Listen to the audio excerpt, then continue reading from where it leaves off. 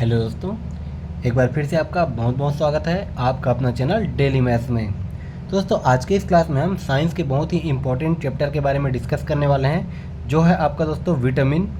दोस्तों, विटामिन से आपको कई सारे क्वेश्चन देखने को मिलेंगे साइंस में, चाहे आपका शिक्षक भर्ती हो, सहायक शिक्षक भर्ती हो, छात्रावास अधीक्षक, प्रयोगशाला, CG TET, C TET, railway, SSC, कोई सा भी एग्ज़ाम की अगर आप तैयारी कर रहे हो तो उसमें आपको साइंस का एक न एक क्वेश्चन इस चैप्टर से देखने को मिलेगा ही मिलेगा।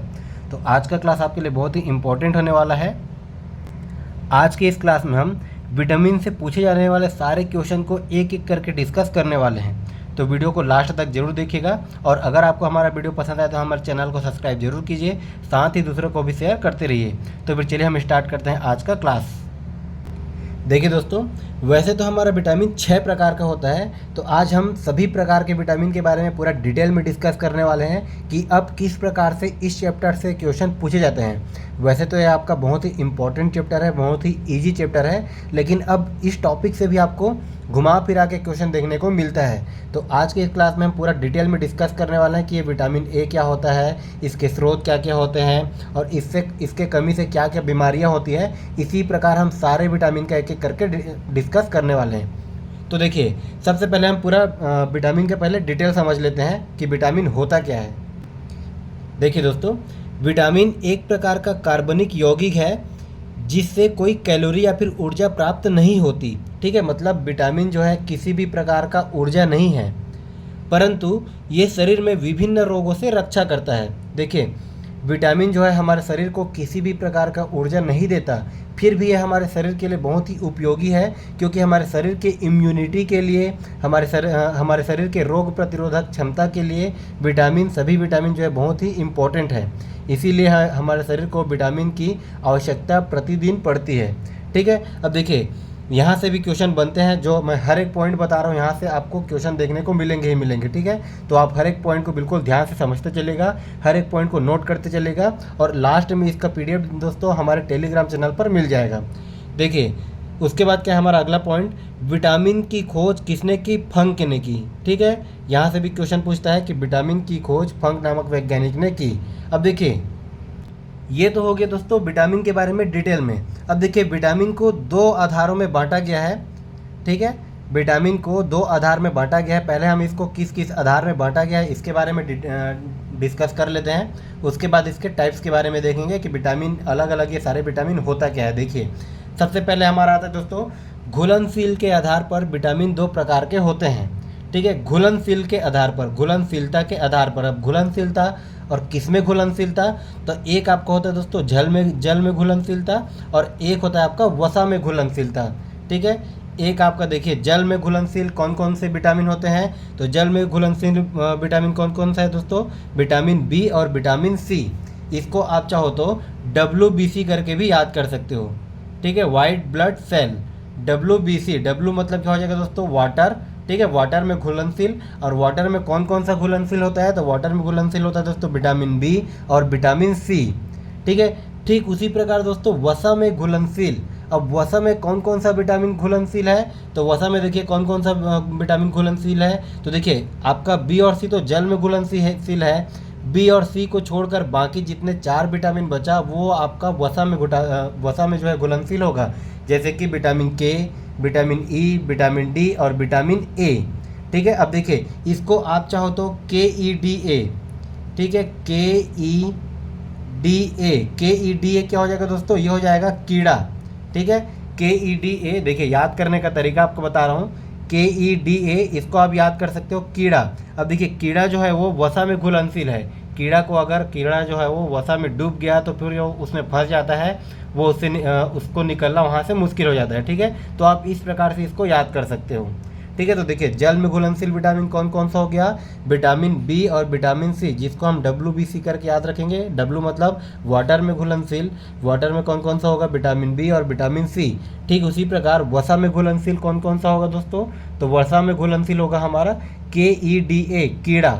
ठीक है, विटामिन के, विटामिन ई, विटामिन डी और विटामिन ए, ये होता है दोस्तों वसा में घुलनशील। अब देखिए, जो विटामिन जल में घुलनशील होता है वो हमारे शरीर के लिए किस प्रकार से आवश्यक होता है? देखिए, इन्हें प्रतिदिन भोजन के रूप में लेना होता है, ठीक है, जो भी जल में घुलनशील होता है, जैसे कि आपका विटामिन बी हो गया और विटामिन सी हो गया, ठीक है। इन्हें प्रतिदिन भोजन के रूप में लेना आवश्यक होता है, क्योंकि ये विटामिन जो है दोस्तों, ये हमारे शरीर से जो है ईजिली बाहर हो जाते हैं, क्योंकि ये मूत्र के रूप में शरीर में से बाहर निकल जाते हैं, या फिर यह हमारे शरीर में ज़्यादा देर तक नहीं रहते, ठीक है। कौन सा? विटामिन बी और विटामिन सी, ये न किसी माध्यम से हमारे शरीर से बाहर निकल जाएंगे, या तो पसीना के माध्यम से या फिर मूत्र के माध्यम से, मतलब ये हमारे शरीर में ज़्यादा देर तक नहीं रहते। इसीलिए विटामिन बी और विटामिन सी जो है ये, क्योंकि हमारे शरीर में संचित नहीं होते ज़्यादा देर तक, इसीलिए इसको प्रतिदिन लेना आवश्यक होता है, ठीक है। ये होता है और आपका जल में घुलनशील। ठीक उसी प्रकार दोस्तों, जो विटामिन आपका वसा में घुलनशील होता है, जैसे कि KEDA, अब देखिए यह वसी ऊतकों में संचित हो जाते हैं। जो वसी ऊतक होते हैं हमारे शरीर में, उसमें संचित हो जाते हैं और हमारे शरीर के अंदर काफ़ी दिनों तक रह सकते हैं या फिर कुछ महीनों तक रह सकते हैं, ठीक है। जो वसा में घुलनशील होते हैं वो हमारे शरीर के अंदर काफ़ी दिनों तक रह सकते हैं, लेकिन जो विटामिन जल में घुलनशील होता है वो हमारे शरीर में ज़्यादा दिन तक नहीं रहता, इसीलिए इसको हमें प्रतिदिन लेने की आवश्यकता होती है, ठीक है। इस पॉइंट से आपको काफ़ी सारे क्वेश्चन देखने को मिलेंगे हर एक एग्जाम में, इसीलिए छोटा छोटा पॉइंट को आप बिल्कुल नोट करते चलिएगा। तो यहाँ पर विटामिन को 2 वर्गों में बांटा गया है। एक है आपका दोस्तों जल में घुलनशील, एक है आपका वसा में घुलनशील, ठीक है। अब देखिए विटामिन कितने प्रकार के होते हैं, क्या क्या होते हैं, इसके बारे में हम डिटेल में डिस्कस कर लेते हैं। तो देखिए दोस्तों, सबसे पहले आता है विटामिन ए, जिसका रासायनिक नाम होता है रेटिनॉल। ठीक उसी प्रकार विटामिन बी, जिसका रासायनिक नाम होता है दोस्तों थायमिन। उसके बाद हमारा आता है विटामिन सी, जिसका रासायनिक नाम होता है एस्कॉर्बिक एसिड, ठीक है। अभी हम इन सभी विटामिन के बारे में डिटेल में भी डिस्कस करने वाले हैं, पहले हम इसका सरसरी तौर पर नाम देख लेते हैं। उसके बाद हमारा आता है विटामिन डी, जिसका रासायनिक नाम होता है कैल्सीफेरॉल। उसके बाद आता है दोस्तों विटामिन ई, जिसका रासायनिक नाम होता है टोकोफेरॉल, ठीक है। उसके बाद हमारा लास्ट में आ जाता है विटामिन के, जिसका रासायनिक नाम होता है दोस्तों फिलोक्विनोन, ठीक है। तो ये देखिए ये सभी विटामिन हैं और ये सभी इन विटामिनों के रासायनिक नाम हैं। अब देखिए इसको याद करने के लिए ट्रिक क्या निकाल सकते हैं हम, इसको याद रखने के लिए देखिए ट्रिक क्या हो जाएगा। विटामिन ए, इसका रासायनिक नाम होगा दोस्तों रेटिनॉल, रेटिनॉल का मैंने र ले लिया। विटामिन बी का रासायनिक नाम थायमिन, थायमिन का मैंने थ ले लिया। विटामिन सी का रासायनिक नाम होता है एस्कॉर्बिक एसिड, एस्कॉर्बिक एसिड का मैंने ए ले लिया। ठीक उसी प्रकार डी का होता है कैल्सीफेरॉल, कैल्सीफेरॉल का मैंने क ले लिया। विटामिन ई का होता है दोस्तों टोकोफेरॉल, टोकोफेरॉल का मैंने ट ले लिया। और विटामिन के का होता है दोस्तों फिलोक्विनोन, फिलोक्विनोन का मैंने फी ले लिया। मतलब ये देखिए क्या बन गया आपका रथ, क्या बन गया दोस्तों रथ, एक टाफी, रथ एक टाफी। और ये है क्या है दोस्तों, ये हमारा है जो है वो साइलेंट है, ठीक है। तो आप इसको इस प्रकार से भी याद रख सकते हो, रथ एक टाफी है। र मतलब क्या हो जाएगा दोस्तों विटामिन ए मतलब रेटिनॉल, थ मतलब विटामिन बी मतलब थायमिन, ए मतलब विटामिन सी मतलब एस्कॉर्बिक एसिड, का मतलब क्या हो जाएगा दोस्तों विटामिन डी मतलब का मतलब कैल्सीफेरॉल, टा मतलब क्या होता है दोस्तों विटामिन ई मतलब टा का मतलब क्या हो जाएगा टोकोफेरॉल। उसके बाद लास्ट में विटामिन के आता है और ये फी का मतलब क्या हो जाएगा दोस्तों विटामिन के का रासायनिक नाम फिलोक्विनोन, ठीक है। और ये है हमारा क्या हो जाएगा, ये हो जाएगा साइलेंट, ठीक है। तो आप क्या होता है इस प्रकार से ट्रिक के माध्यम से भी इन सभी विटामिनों के रासायनिक नाम भी याद कर सकते हो। अब देखिए अब हम इसके बारे में एक एक करके डिटेल में डिस्कस करने वाले हैं कि विटामिन ए क्या होते हैं और इसके स्रोत क्या होते हैं और इनकी कमी से क्या क्या बीमारियां होती हैं। तो इन सभी के बारे में हम एक एक करके डिस्कस करने वाले हैं। तो देखिए सबसे पहले हम देखेंगे दोस्तों विटामिन ए का, उसके बाद हम देखेंगे विटामिन सी का, ठीक है। उसके बाद हम देखेंगे डी का, फिर ई का, फिर के का। उसके बाद हम देखेंगे दोस्तों विटामिन बी का, ठीक है। क्योंकि देखिए अब ये हो गया आपका सारे विटामिन और ये हो गया उनके रासायनिक नाम। अब यहाँ से आपको क्वेश्चन देखने को नहीं मिलेंगे, ठीक है। अब क्वेश्चन जो है आपको एकदम अंदर से एकदम डिटेल में आपको पूछेगा क्वेश्चन। तो देखिए विटामिन बी जो है ये आपके 8 प्रकार के होते हैं, ठीक है। विटामिन बी जो है 8 प्रकार के होते हैं। तो इन सभी 8 प्रकार के हम डिटेल में डिस्कस करने वाले हैं क्योंकि आपको यहीं से क्वेश्चन पूछे जाएंगे, ठीक है। तो देखिए सबसे पहले हम देख लेते हैं हमारा विटामिन ए, जिसका रासायनिक नाम होता है दोस्तों रेटिनॉल, ठीक है। देखिए विटामिन ए का रासायनिक नाम होता है दोस्तों रेटिनॉल। यहाँ से भी आप इसको याद करते चलिएगा, विटामिन ए, ठीक है, विटामिन ए यहाँ पर आप उसको याद रखिएगा, रत एक टॉफी है। र मतलब क्या हो जाएगा दोस्तों, रेटिनॉल, मतलब विटामिन ए का रासायनिक नाम हो जाएगा रेटिनॉल, ठीक है, ये हो गया। अब देखिए इससे विटामिन ए की कमी से कौन कौन सा रोग होता है, तो विटामिन ए की कमी से होता है दोस्तों रतौंधी नामक रोग, ठीक है, विटामिन ए की कमी से रतौंधी नामक रोग होता है। अब रतौंधी रोग में क्या क्या होता है कि जिसको जो भी रतौंधी नामक रोग से ग्रसित होगा उसको रात में जो है अच्छे से दिखाई नहीं देता। देखिए वैसे तो रात में एक नॉर्मल व्यक्ति को भी अच्छे से दिखाई नहीं देता, लेकिन एक नॉर्मल व्यक्ति के कंपैरिजन में जिसको भी ये रोग होता है उसको और भी अच्छे से हमें से दिखाई नहीं देता, ठीक है, जो भी रतौंधी नामक रोग से पीड़ित होते हैं। तो ये किसकी कमी से होता है दोस्तों, विटामिन ए की कमी से, ठीक है, उसको मतलब धुंधला धुंधला दिखाई देता है रात में भी। अब देखिए उसके बाद क्या होता है, ये किस में पाया जाता है विटामिन ए, तो कहीं भी अगर आपको विटामिन ए दिखे तो सबसे ज़्यादा मात्रा में आपको किस में मिलेंगे विटामिन ए, तो गाजर में, ठीक है, इस चीज़ को आप बिल्कुल नोट करके रखिएगा। गाजर के साथ साथ पके हुए फल में, हरी पत्तेदार सब्जियों में, पनीर में, दूध में, मांस में, मछली में और अंडा में, ठीक है, इन सभी में आपको विटामिन ए मिलेगा। अब देखिए दोस्तों, ये हो गया आपका एक हरी पत्तेदार सब्जी, एक हो गया दोस्तों आपका दूध, और एक हो गया आपका अंडा, ठीक है।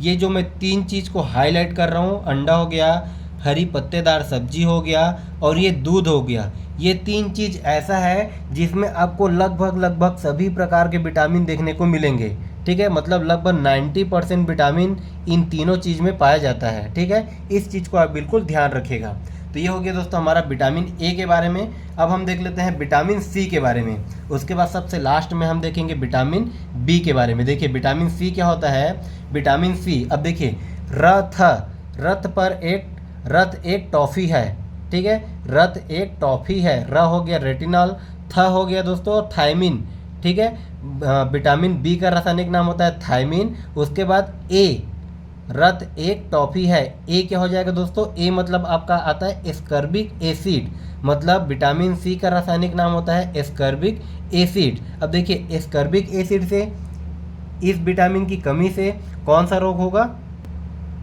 स्कर्वी नामक रोग होगा, ठीक है, विटामिन सी की कमी से स्कर्वी नामक रोग होता है। अब देखिए स्कर्वी रोग में क्या होता है दोस्तों, कई लोगों को पता नहीं होगा कि स्कर्वी रोग में क्या होता है। तो देखिए स्कर्वी रोग, जो भी स्कर्वी रोग से ग्रसित हो जाए तो उसमें क्या क्या देखने को मिलता है कि उसके मसूड़ों में खून आने लगते हैं, उसके दांत कमज़ोर हो जाते हैं, उसके मुंह से दुर्गंध आने लगते हैं, जो भी स्कर्वी रोग से ग्रसित होगा, ठीक है, ये विटामिन सी की कमी से होता है। अब देखिए ये विटामिन सी किस में पाया जाता है, तो कभी भी अगर आपको विटामिन सी बोल दिया जाए तो सबसे अधिक मात्रा में आंवला, ठीक है, विटामिन सी सबसे अधिक मात्रा में आपको दोस्तों आंवला में ही मिलेंगे। आंवला के साथ साथ जितने भी प्रकार के खट्टे फल पाए जाते हैं इन सभी में आपको विटामिन सी मिलेंगे, ठीक है। अब देखिए इसके लिए विटामिन सी के लिए इम्पोर्टेंट पॉइंट क्या है, यहाँ से आपको क्वेश्चन पूछा गया है कि इसे घाव भरने वाला विटामिन भी कहा जाता है, विटामिन सी को घाव भरने वाला विटामिन भी कहा जाता है। इस पॉइंट को भी आप बिल्कुल याद करके बिल्कुल नोट करके रखिएगा, ठीक है। ये हो गया दोस्तों हमारा विटामिन सी। अब इसके बाद देखते हैं हम विटामिन डी के बारे में। देखिए उसके बाद हमारा अगला विटामिन आता है दोस्तों विटामिन डी, ठीक है, विटामिन डी का रासायनिक नाम क्या हो जाएगा, तो उसी ट्रिक को आप याद रखिएगा। क्या है ट्रिक हमारा, रथ एक टाफी, रत एक टाफी है। तो देखिए र आपका विटामिन ए में आएगा, था विटामिन बी में आएगा, ए विटामिन सी में आएगा, और ये क किस में आएगा दोस्तों, विटामिन डी, ठीक है, क से आ रहा है मतलब कैल्सीफेरॉल, विटामिन डी का रासायनिक नाम क्या हो जाएगा, कैल्सीफेरॉल। अब देखिए विटामिन डी की कमी से कौन कौन सा रोग होता है, तो आपको रिकेट्स रोग होगा विटामिन डी की कमी से, या फिर ऑस्टियोमैलेशिया, ठीक है, ये जो है दोनों रोग जो है दोस्तों आपके हड्डी से रिलेटेड रोग है जो कि विटामिन डी की कमी से होता है। अब देखिए रिकेट्स क्या होता है दोस्तों, आपने देखा होगा बच्चों की हड्डियां कमज़ोर हो जाती है या फिर बच्चों की हड्डियां टेढ़ी मेढ़ी हो जाती है, ठीक है, ये विटामिन डी की कमी से होता है। ठीक उसी प्रकार ऑस्टियोमैलेशिया क्या होता है दोस्तों, ये होता है बड़ों में, ठीक है, बच्चों में होता है। बच्चों के अगर हड्डी में टेढ़ापन आ जाए, अगर बच्चों के हड्डी में कमजोरी आ जाए तो वो होता है दोस्तों रिकेट्स के कारण, ठीक है। ठीक उसी प्रकार वही टेढ़ापन, वही कमजोरी, ठीक है, ये आ जाए अगर वयस्क में तो उसको हम बोलेंगे ऑस्टियोमैलेशिया, ठीक है। ये होता है दोस्तों विटामिन डी की कमी से। अब देखिए विटामिन डी ज़्यादातर किस में पाए जाते हैं, तो आपने सुना ही होगा सूर्य के प्रकाश में आपको सबसे ज़्यादा विटामिन डी मिलेंगे। सूर्य के प्रकाश के साथ साथ मछली का तेल हो गया, अंडा हो गया, मांस हो गया, इन सभी में आपको विटामिन डी देखने को मिलेंगे। अब देखिए दोस्तों, आपने अक्सर सुना होगा कि सूर्य के प्रकाश से हमें विटामिन डी मिलता है। ठीक है, वैसे तो यहाँ से जो मैं अभी बताने वाला हूँ वहाँ से क्वेश्चन पूछा नहीं है, लेकिन फिर भी आपकी जानकारी से के लिए आप इसको याद रखिएगा कि सूर्य के प्रकाश से हमें किसी भी प्रकार का विटामिन डी नहीं मिलता। ठीक है, जो भी विटामिन डी हमारा ये साग सब्जी हो गया, मछली हो गया, अंडा हो गया, ठीक है, जो हरी पत्तेदार सब्जियां हो गया, वहीं से विटामिन डी मिलता है। लेकिन विटामिन डी एक ऐसा विटामिन है दोस्तों, विटामिन डी एक ऐसा विटामिन है जो अपने आप हमारे शरीर में एक्टिवेट नहीं होता। ठीक है, जो अपने आप हमारे शरीर में एक्टिवेट नहीं होता, इसको एक्टिवेट करने के लिए सूर्य की प्रकाश की बहुत ज़रूरत होती है। ठीक है, बिना सनलाइट के विटामिन डी हमारे बॉडी में एक्टिवेट नहीं होता, इस चीज़ को आप याद रखिएगा। इसीलिए जिसमें भी अगर विटामिन डी की कमी होती है तो डॉक्टर उसको सलाह देता है कि आप थोड़ी देर धूप में बैठिए, ताकि आपके अंदर जो विटामिन डी है वो एक्टिवेट हो जाए और आपके शरीर को मिल जाए। ठीक है, तो ये हो गया हमारा विटामिन डी। ये सबसे ज़्यादा सूर्य के प्रकाश के द्वारा हमें मिलता है। उसके बाद ये मछली का तेल, अपने आपके हरी पत्तेदार सब्जियां, इन सभी में विटामिन डी मिलता है। ठीक है, अब देखिए इसमें हमारा इंपॉर्टेंट पॉइंट है जहाँ से क्वेश्चन पूछा गया है, उसको भी मैं यहाँ पर लिख दिया हूँ। देखिए क्या दिया है, सूर्य की प्रकाश की उपस्थिति में सबसे तेज़ी से बनने वाला विटामिन है। ठीक है, जैसे कि मैंने अभी आपको बताया था कि विटामिन डी क्या होता है, हमारे शरीर में प्रेजेंट होता है, लेकिन सूर्य की प्रकाश की उपस्थिति में सबसे तेज़ी से बनता है, हमारे शरीर में सबसे तेज़ी से एक्टिवेट होता है। ठीक है, ठीक इसी प्रकार इसे हार्मोन विटामिन भी कहा जाता है। इस पॉइंट को भी आप बिल्कुल याद रखेगा, विटामिन डी को हार्मोन विटामिन भी कहा जाता है। ये हो गया दोस्तों विटामिन डी। देखिए उसके बाद हमारा आता है दोस्तों विटामिन ई। ठीक है, अब देखिए रत एक टाफी है, टा, तो विटामिन ई का रासायनिक नाम क्या आ जाएगा दोस्तों, टा से क्या आता है, टोकोफेरॉल। ठीक है, अब देखिए विटामिन ई की कमी से क्या क्या बीमारियां होती है, तो विटामिन ई की कमी से आपको महिलाओं में बांझपन देखने को मिलेगा, या फिर पुरुषों में नपुंसकता देखने को मिलेगा, या फिर उम्र से पहले बुढ़ापा देखने को मिलेगा। ठीक है, या फिर जनन क्षमता में कमी होना, ये सभी रोग किसके कारण होता है, विटामिन ई की कमी से होता है। अब देखिए विटामिन ई के स्रोत क्या क्या होते हैं, तो विटामिन ई आपको सबसे ज़्यादा सोयाबीन में मिलेगा, अंकुरित अनाज में, इसी के साथ साथ अंडा में, दूध में। ठीक है, इन सभी में आपको विटामिन ई भरपूर मात्रा में मिल जाएंगे।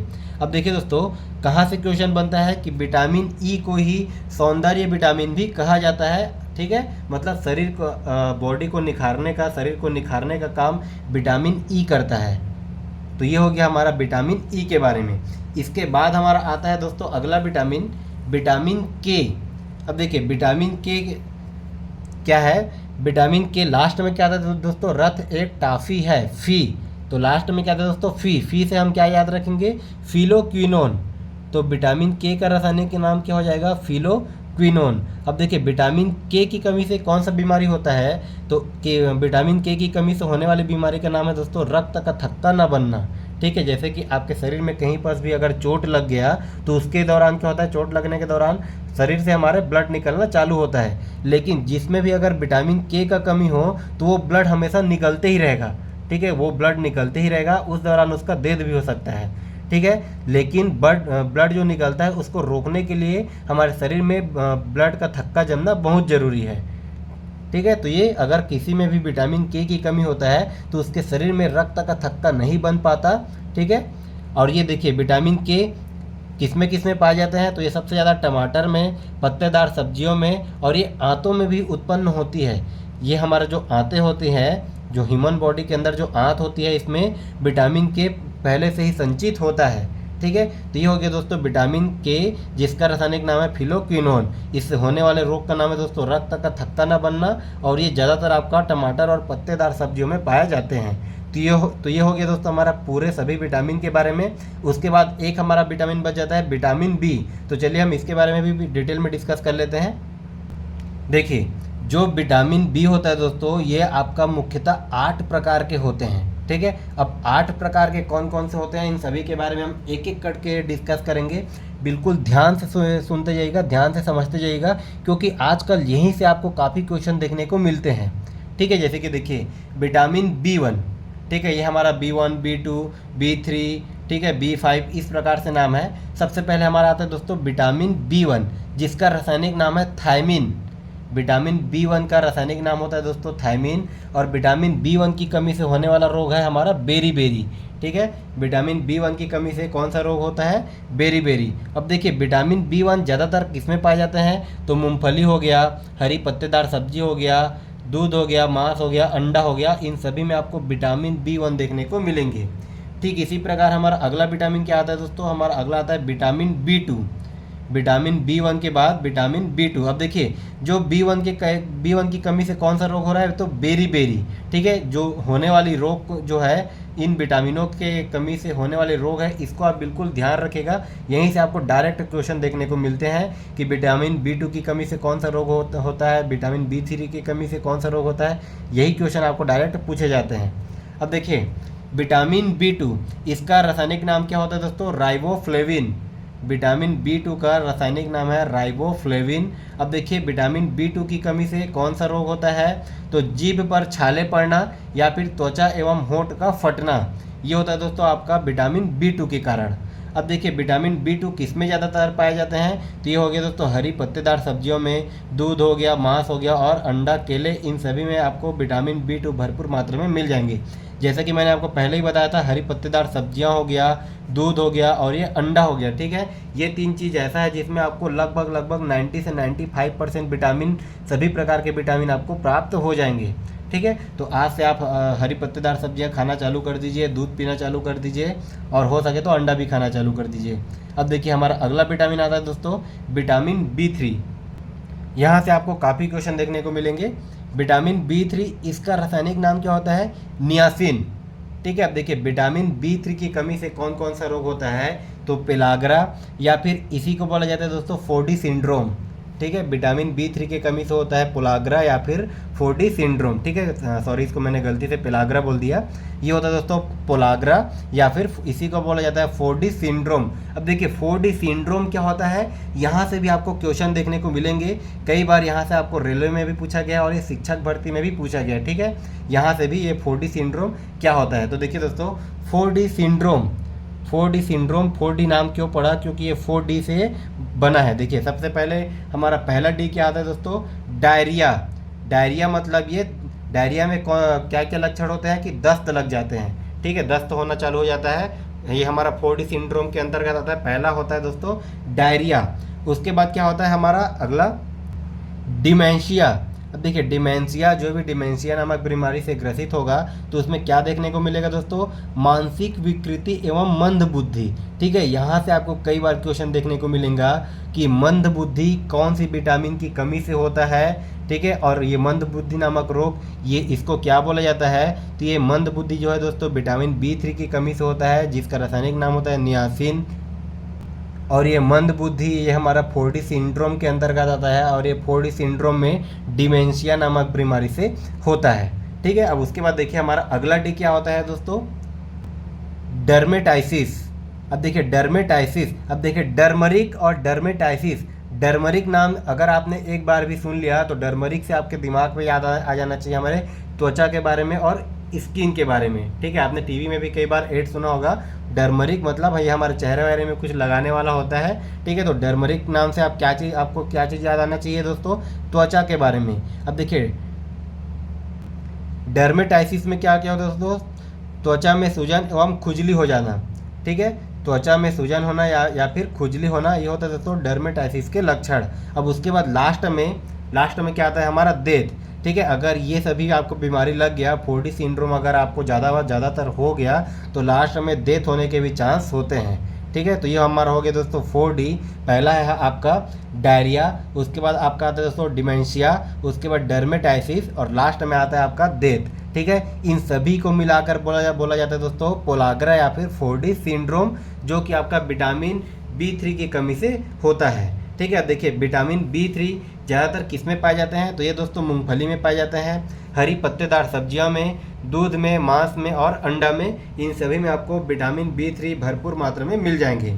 देखिए उसके बाद हमारा अगला आता है दोस्तों विटामिन B5। ठीक है, तो देखिए विटामिन B5 का रासायनिक नाम क्या हो जाएगा? पेंटोथेनिक अम्ल। ठीक है, पेंटोथेनिक एसिड, इसी को बोला जाएगा दोस्तों पेंटोथेनिक अम्ल। अब देखिए विटामिन B5 की कमी से कौन कौन सा रोग होगा, तो विटामिन B5 की कमी से बाल का सफ़ेद होना और मंद बुद्धि होना। ठीक है, ज़्यादातर बाल का सफ़ेद, ये बीमारी आप आजकल आपको ज़्यादातर युवा पीढ़ी में देखने को मिलेगा। तो ये किस विटामिन की कमी के कारण होता है दोस्तों, विटामिन B5 की कमी से होता है बाल का सफ़ेद होना या फिर मंद बुद्धि होना। अब देखिए विटामिन B5 किस में ज़्यादातर पाए जाते हैं, तो ये पाए जाते हैं दोस्तों टमाटर में, मूंगफली में, दूध में, मांस में, इन सभी में आपको विटामिन B5 भरपूर मात्रा में मिल जाएंगे।